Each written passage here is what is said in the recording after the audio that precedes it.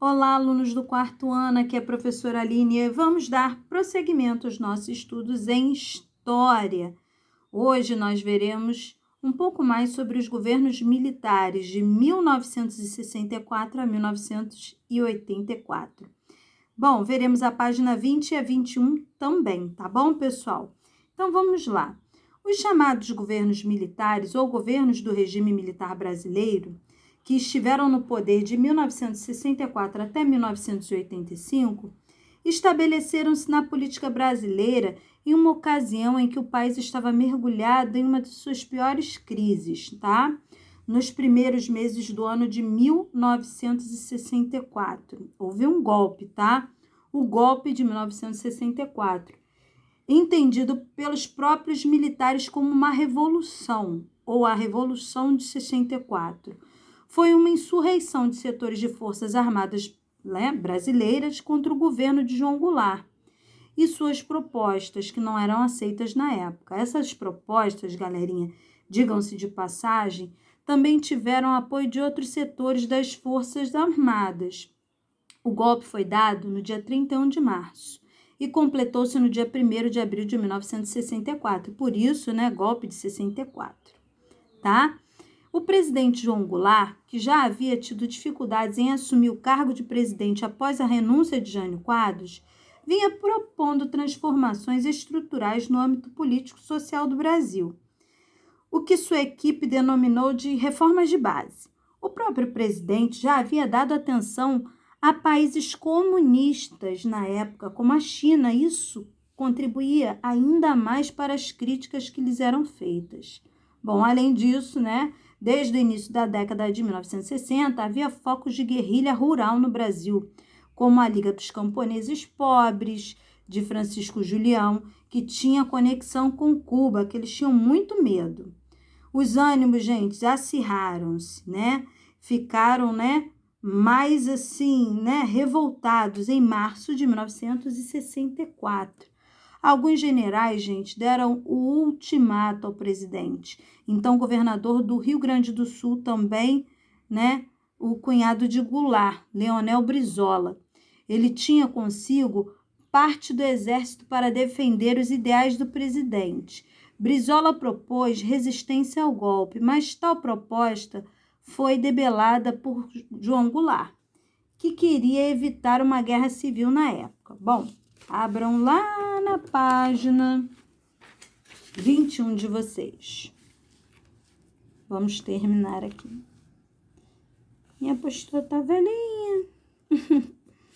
Bom, gente, então o que aconteceu?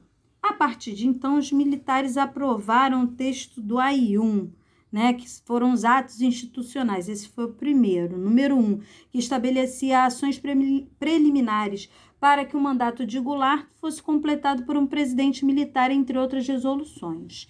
Já em 1965, foi aprovado o AI-2, que enrijeceu as diretrizes do novo regime do governo instalado, estabelecendo eleições indiretas para presidente e artificializando as ações do Congresso Nacional. As ações políticas deflagradas, né, pelo AI-2, pelos outros dois atos institucionais subsequentes, ocorreram no governo do general Castelo Branco, que era considerado moderado por muitos historiadores.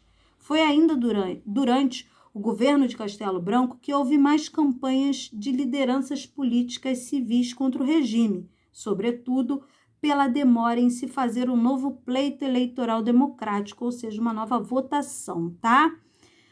Como, né, a de Carlos Lacerda, que apoiou o golpe em seu início. As ações perpetradas por Carlos Lacerda e outras lideranças ficaram conhecidas como Frente Ampla e tiveram grande repercussão nos anos de 1966 e 1967.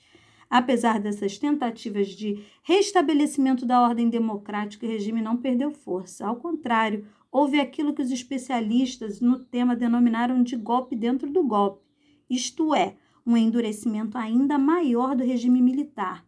Com o decreto do AI-5, em 13 de dezembro de 1968, durante, né, o governo de Costa e Silva, o AI-5 cassou, né, foi um dos mais, digamos assim, difíceis foi esse AI-5, galerinha.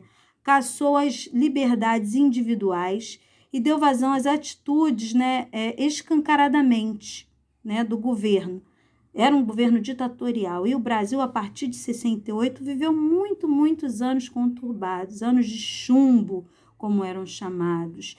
Alguns historiadores acreditam que a ditadura escancarada foi no AI-5 e deveu-se em grande parte às pressões, né, de ações armadas revolucionárias que já estavam no curso do país, como as da AP, a Ação Popular causada, né, do atentado à bomba ao aeroporto de Guararapes, isso lá em 66. Bom, o governo de Costa e Silva seguiram-se o de Médici e Geisel, né, que deram vazão nacionalmente o desenvolvimento, né, um desenvolvimento nacional. Porém, as diferenças, gente, políticas eram muito grandes. Médici deu prosseguimento à postura da linha dura, iniciada em 68. Em seu governo, as ações de prisão, tortura, combate contra os guerrilheiros tornaram-se intensivas. E Geisel, que assumiu o governo em 74 e governou até 79, começou um processo lento de abertura democrática. Ele era mais tranquilo, né? Que culminou com a lei da anistia em 79. Esse processo foi completado pelo último general, né, presidente que o Brasil teve, que foi o general Figueiredo.